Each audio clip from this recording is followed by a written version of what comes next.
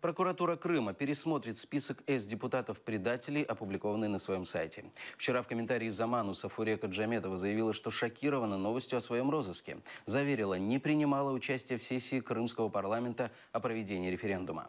Народный депутат Украины Рифат Чубаров выступил в защиту Сафурека Джаметовой и бывшего регионала Энвера Абдураимова. Об этом он написал на своей странице в Facebook. По его словам, оба выступили против незаконной внеочередной сессии Верховного Совета Крыма 27 февраля 2014 и не принимали участия в ее работе.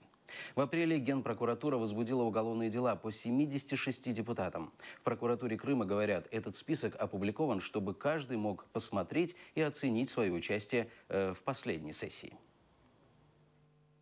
Тих фаміліях, що ви назвали, я буквально вчора ввечері дав вказівку слідчим підрозділам, вони зараз опрацьовують саме по тих людях матеріали, і думаю, що до кінця наступного тижня буде прийнято якесь рішення. Але якщо хтось бачить себе у цих списках і вважає себе невинуватим, ми готові з радістю вислухати, і якщо дійсно немає доказів, не здобуто буде доказів, то підозру її можна і скасувати.